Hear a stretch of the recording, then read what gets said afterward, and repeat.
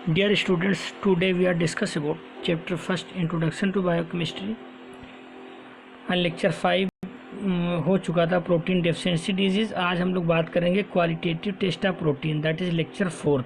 कल हमने आपको बताया था कि ये आज हम आपको पढ़ाएंगे qualitative test of protein. Practical का टॉपिक है, लेकिन यहाँ पर थ्योरी में हम लोग आज इसको डिस्कस करेंगे। यहाँ से अगर देखें 2018 में तो यहाँ से कोई क्वेश्चन नहीं पूछा गया है। 2019 में डिफाइन अमीनो एसिड, यहाँ भी कोई क्वेश्चन नहीं आया है। 2020 में क्वेश्चन आया give any 4 qualitative test of protein, यानी 2020 में 4 प्रोटीन टेस्ट के नाम पूछा गया है कि उनके बारे में आप बताएं।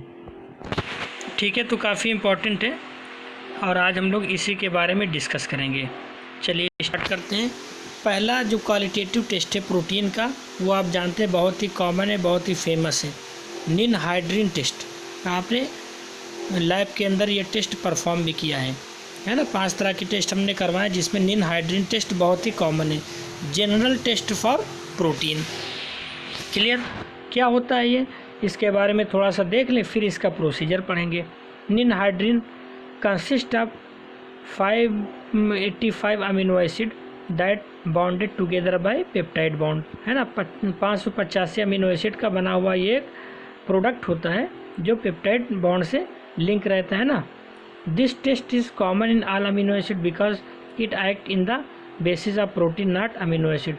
ये निनहाइड्रीन टेस्ट सभी अमीनो एसिड के लिए कारगर है, क्योंकि ये प्रोटीन बेस पर है, ना कि अमीनो एसिड के बेस पर है। और आप जानते हैं कि कोई भी प्रोटीन होगा वो अमीनो एसिड से मिलकर ही बना होगा, तो ये प्रोटीन बेसिस है, इसीलिए सभी तरह के अमीनो एसिड का परीक्षण इससे हो सकता है। थर्ड पॉइंट है ninhydrin is the strong oxidising agent that react with amino acid of the protein and produces purple colour. Clear? तो निनहाइड्रीन एक स्ट्रॉन्ग ऑक्सीडाइजिंग एजेंट होता है, प्रोटीन के कांटेक्ट में आते ही उसके कलर को ये पर्पल बना देता है। तो ये तीसरा पॉइंट हो गया। अब हम लोग प्रोसीजर देखेंगे कैसे इसका टेस्ट परफॉर्म किया जाएगा। वैसे तो आप लैब के अंदर कर चुके हैं, देखेंगे। Using 2 test tube, 2 test tube ले लेंगे। The first we adding albumin and the second one adding fructose. एक में एल्बुमिन प्रोटीन ले लेंगे और एक में हम लेते हैं फ्रक्टोज कार्बोहाइड्रेट, तभी तो अंतर समझ में आएगा। तो 2 टेस्ट ट्यूब आपको इसमें भी रहे डायग्राम में, एक में हमने फ्रक्टोज का सल्यूशन लिया और दूसरे में एल्बुमिन प्रोटीन का सल्यूशन ले लिया। क्लियर? फिर क्या करेंगे, we add 5 drops of ninhydrin for both test tube. Clear? दोनों टेस्ट ट्यूब के अंदर निनहाइड्रीन सल्यूशन की 5 बूंदें 5 ड्रॉप्स ऐड कर देंगे। अच्छा, फिर क्या होगा, put them into the water bath for 5 minutes. 5 minutes के लिए वाटर बाथ में इनको रख देंगे। फिर क्या देखेंगे, 4 नंबर पॉइंट देखिएगा, determine whether the purple complex is formed और नॉट। फिर देखेंगे कि पर्पल कलर कौन सी टेस्ट ट्यूब में आ रहा है, जिसमें आएगा हम समझ जाएंगे कि ये प्रोटीन का सल्यूशन इसमें था, जिसमें नहीं आएगा इसका मतलब ये कि उसमें प्रोटीन का सल्यूशन नहीं था। तो प्रोटीन का टेस्ट इस तरह से हम लोग निनहाइड्रीन की मदद से कर लेते हैं। बहुत ही सिंपल टेस्ट था, आप कर सकते हैं, लैब के अंदर आपने किया भी है। क्लियर? आप दोनों टेस्ट ट्यूब में अंतर देख लें, एक में पर्पल कलर है, एक में कलरलेस है। इससे ये पता चला कि जिसमें पर्पल है उसमें एल्बुमिन प्रोटीन का सल्यूशन था, और जिसमें पर्पल नहीं इसका मतलब उसमें कोई और सल्यूशन था, दैट इज़ फ्रक्टोज का सल्यूशन था। तो इस तरह से आपका एक टेस्ट हो गया निनहाइड्रीन का। दूसरा क्या है protein test, elements of protein. Protein के जो एलिमेंट्स होते हैं, आप जानते हैं कि प्रोटीन की यूनिट अमीनो एसिड होती है, यानी एक प्रोटीन बहुत सारे अमीनो एसिड से मिलकर बनी होती है। क्लियर? अमीनो एसिड में आप पढ़ चुके हैं इससे पहले लास्ट लेक्चर में कि अमीनो एसिड क्या होते हैं। अमीनो एसिड में कॉम्बिनेशन होता है कार्बन, हाइड्रोजन, ऑक्सीजन और नाइट्रोजन का, है ना। आपने देखा था कि एक तरफ एमाइड ग्रुप लगा होता है, यानी एमाइन ग्रुप होता है H2, और दूसरी तरफ कार्बोक्सिलिक ग्रुप होता है। क्लियर? तो element of protein in the sense जो इसमें एलिमेंट पाए जाते हैं, जैसे कि carbon, amino group, carboxylic group, है ना, और सल्फ़र। आपको हमने बताया था कि 3 ऐसे अमीनो एसिड जिनके अंदर सल्फ़र भी पाया जाता है, तो उनका टेस्ट इसके माध्यम से कर लेते हैं। क्लियर? चलिए पढ़ते हैं, सुनिएगा। This test is applied to make sure that the amino acid of the protein contain carbon atom, amino group, carboxylic group and also to indicate sulfur। तो इस टेस्ट की मदद से जो प्रोटीन के एलिमेंट है वो चाहे कार्बन हो, चाहे एमाइनो ग्रुप हो, चाहे कार्बोक्सिलिक और चाहे सल्फर हो, उसका पता लगा लेते हैं। कैसे? एक एक करके हम लोग चारों के बारे में डिस्कस करेंगे।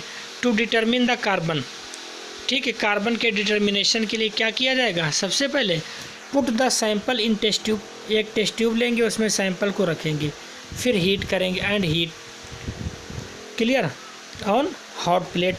The black colour is observe, black colour हमको अगर मिल जाता है तो हम समझ जाएंगे कि कार्बन है, क्लियर। या black burn colour which it mean this sample contain carbon atom, clear. अगर ब्लैक कलर का हो जाता है, ब्लैक कलर का ऑब्जर्वेशन होता है तो हम समझेंगे कि जो सॉल्यूशन दिया गया उसमें कार्बन है। तो एक एलिमेंट का डिटेक्शन हो गया। दूसरा क्या है? टू डिटरमिन द ऑक्सीजन और carboxylic group in the sample. इसमें क्या करेंगे? Put your sample in the test tube and heat in on the hot plate. एक टेस्ट ट्यूब के अंदर सैंपल लेंगे, हॉट प्लेट पे रख के हीट करेंगे, फिर क्या देखेंगे? द बबल्स और vapour is formed inside the test tube. अगर टेस्ट ट्यूब के अंदर बबल्स बन रहे हैं या वाइपराइजेशन हो रहा है तो हम समझ जाएंगे कि सैंपल के अंदर ऑक्सीजन या कार्बोक्सिलिक ग्रुप है।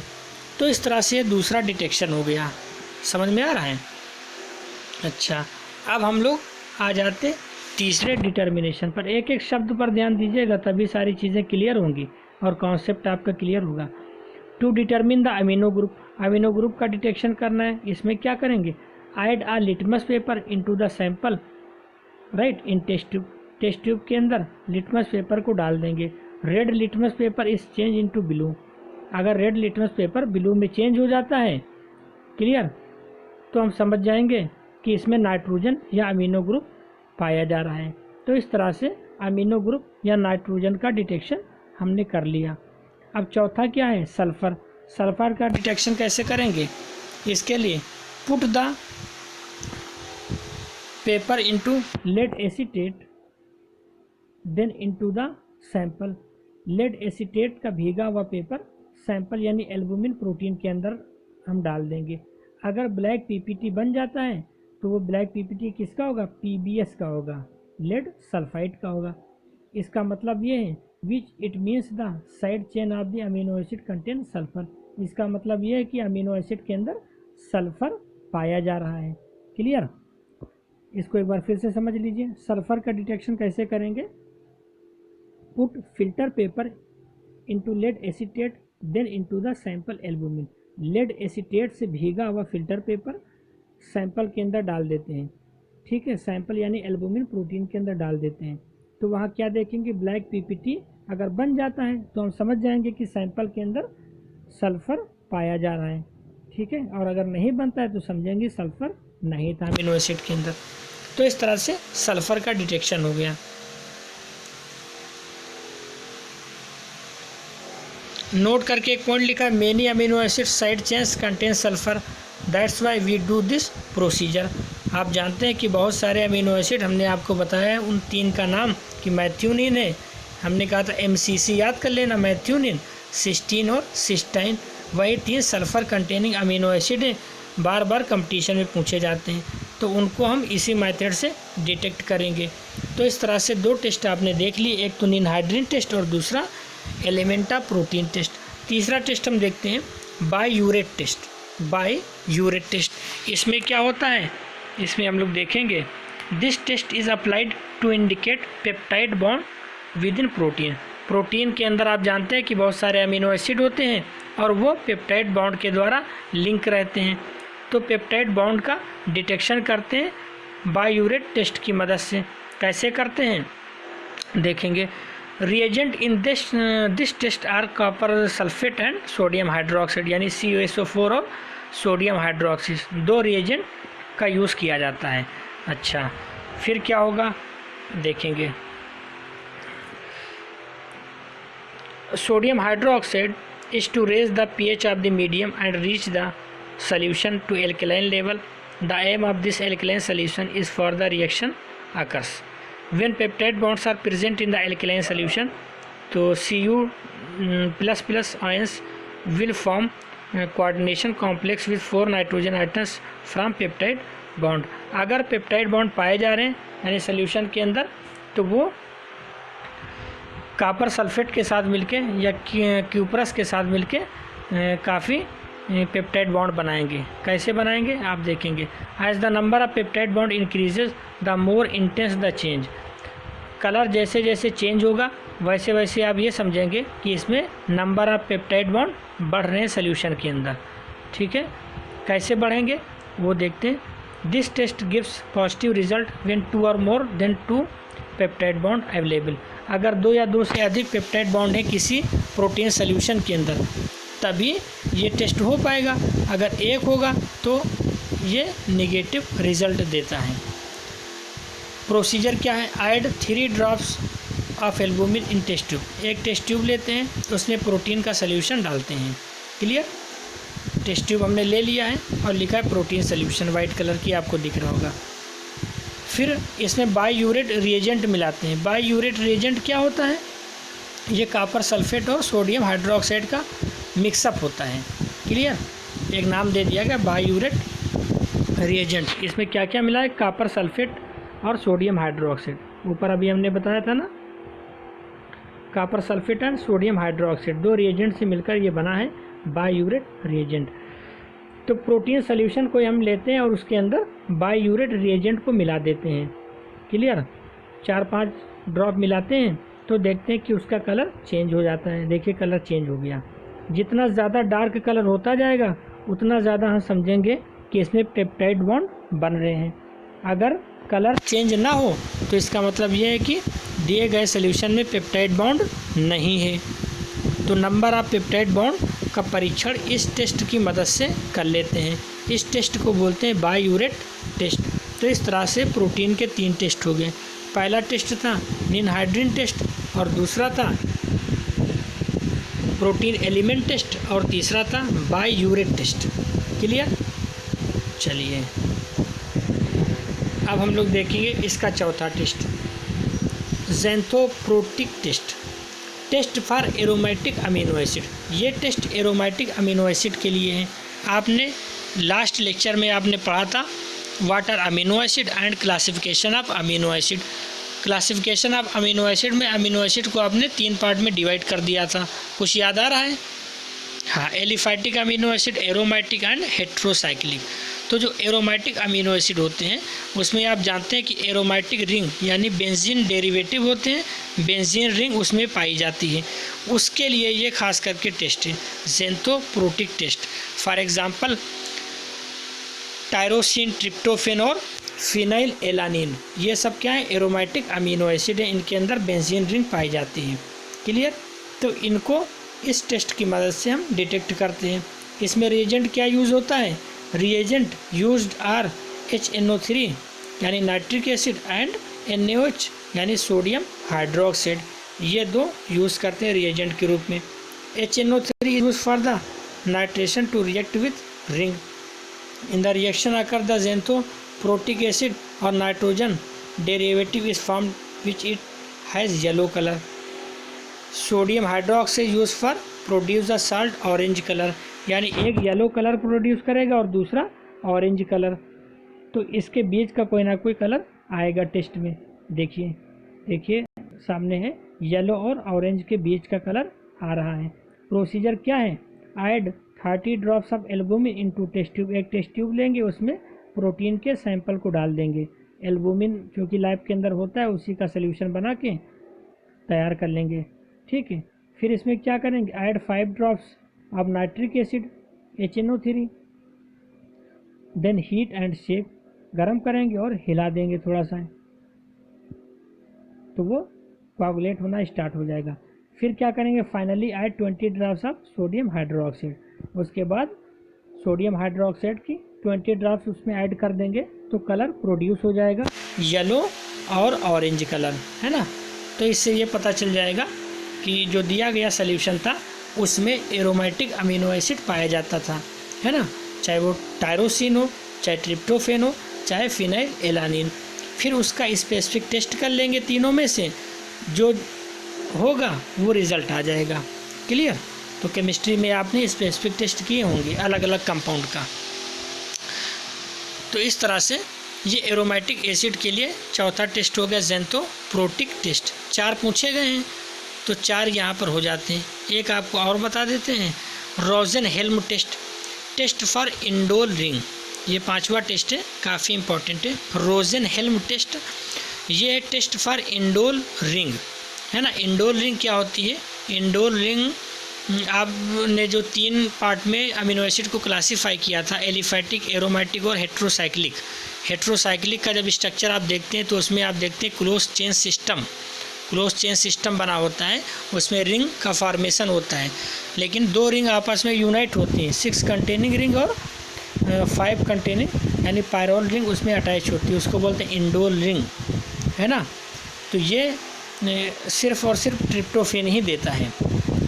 वहाँ पर हमने लिखाया भी है हेट्रोसाइक्लिक कंपाउंड में एग्जांपल क्या है, ट्रिप्टोफेन।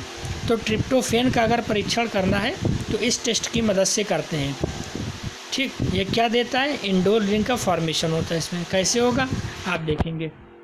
इसको इंडोल टेस्ट भी कहते हैं। इसमें जो रिएजेंट यूज़ किया जाएगा वो है FeCl3 और HCHO यानी फॉर्मेल्डिहाइड है ना, फेरिक क्लोराइड और formaldehyde and H2SO4। FeCl3 gives colour of the solution है ना, यानी फेरिक क्लोराइड सोल्यूशन को कलर प्रदान करते हैं। फॉर्मेल्डिहाइड जो होता है उसका काम क्या होता है? Breaks the bond to differentiate amino acid, ये बॉन्ड को ब्रेक करता है। और जो इसमें H2SO4 ऐड करते हैं उसका काम होता है solution doesn't show any brown ring, कि सोल्यूशन किसी तरह से ब्राउन रिंग जब तक नहीं शो करता है तब तक H2SO4 को हम ऐड करते रहते हैं। तो ये 3 तरह के प्रोडक्ट इसमें ऐड करते हैं। कैसे करते हैं देखेंगे, प्रोसीजर पढ़ते हैं।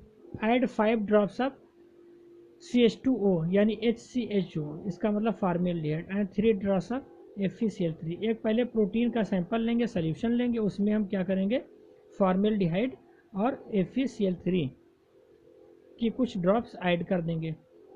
Mix these 2 reagents together which will form Rosenheim reagent. इनको अच्छे से मिला लेंगे, इन दोनों को ही हम लोग बोलते हैं रोजेनहेल्म रिएजेंट। इनको अच्छे से खूब मिक्स कर लेंगे यानी शेक करेंगे। Then add 30 drops of albumin and then shake until here we doesn't have any product और रिजल्ट। देखिए इसको 2 तरह से कर सकते हैं। पहला तो ये तरीका है कि हम लोग इसके रिएजेंट को बना लें। रोजेनहेल्म टेस्ट कर रहे हैं तो रोजेनहेल्म रिएजेंट को बना लें। ये रिएजेंट कैसे बनेगा, एक टेस्ट ट्यूब लेंगे, उसमें FeCl3 और फॉर्मेल्डिहाइड दोनों की 5-5 बूंद मिला लेंगे, अच्छे से हिला के मिक्सअप कर लेंगे तो रोजेनहेल्म रिएजेंट हमारा तैयार हो जाएगा। फिर क्या करेंगे, एक दूसरी टेस्ट ट्यूब लेंगे, उसमें प्रोटीन का सैंपल लें और उसमें इस रिएजेंट को ऐड कर देंगे। क्लियर। जब ऐड करेंगे उसके बाद ऐड 20 ड्रॉप्स ऑफ H2SO4। उसके बाद धीरे धीरे करके H2SO4 के हम ड्रॉप मिलाते रहेंगे और हिलाते रहेंगे है ना, मिक्स करेंगे और हिला देंगे और तब तक मिक्स करते जाएंगे जब तक उसमें रिंग का फॉर्मेशन ना हो। ठीक है, जब तक उसमें रिंग का फॉर्मेशन ना हो। देखिए डायग्राम में दिख रहा होगा इंडोल रिंग बन रही है ना 2, और जैसे रिंग बन जाएगी तो हम समझ जाएंगे कि जो दिया गया प्रोटीन सैंपल था, जो दिया गया प्रोटीन सॉल्यूशन था, उसमें ट्रिप्टोफेन अमीनो एसिड पाया जा रहा था, जिसकी वजह से वो रिंग का फॉर्मेशन कर रहा है। राइट, इंडोल रिंग का फॉर्मेशन कर रहा है। तो इस तरह से ये इंडोल टेस्ट है, ये सिर्फ और सिर्फ ट्रिप्टोफेन के लिए है। तो इस तरह से ये 5वां आपका टेस्ट हो गया। बाकी डीनेचुरेशन ऑफ प्रोटीन, आप जानते हैं प्रोटीन के सेगमेंट को अलग करना डीनेचुरेशन कहलाता है ना। आपको हमने क्लासरूम में पढ़ाया है लेकिन आपके सिलेबस में ये है नहीं। डीनेचुरेशन ऑफ प्रोटीन यानी प्रोटीन को कई पीसेस में अलग करना। तो इस तरह से आपने 5 टेस्ट यहाँ देख लिए हैं। पहला निनहाइड्रिन टेस्ट, दूसरा आपका था एलिमेंट ऑफ प्रोटीन टेस्ट, तीसरा आपका टेस्ट था बायूरेट, चौथा था ज़ेंथोप्रोटिक टेस्ट और 5वां था रोजेनहेल्म टेस्ट। क्लियर। तो इन सारे टेस्ट को अपनी कॉपी पर नोट कर लेना विथ डायग्राम, ताकि आपके समझ में आ जाए ERP पे इससे संबंधित जो क्वेश्चन दिए जाएंगे उसको अच्छे से पढ़ के वहाँ पर सॉल्व करके अपलोड करना है। और जो भी असाइनमेंट आप सबमिट करते हैं, ये बहुत ध्यान देने वाली बात है, उन सब को एक अच्छे से फाइल में रेडी करके रखना। जब भी कॉलेज खुलेगा सारे असाइनमेंट आपके सबमिट होंगे, उसी बेसिस पे आपको नंबर दिए जाएंगे। ये जो आप होमवर्क करते हैं ये तो करते ही हैं, इसके अलावा आपकी हार्ड कॉपी भी सबमिट होगी, ठीक है। वो BTE भेजी जाएगी ताकि वहाँ से मार्कशीट निकलने में कोई दिक्कत ना हो। क्लियर? अगर किसी को कोई दिक्कत होगी वो संपर्क कर लेगा, ठीक है। इसके आगे कल फिर हम लोग डिस्कस करेंगे। Thank you.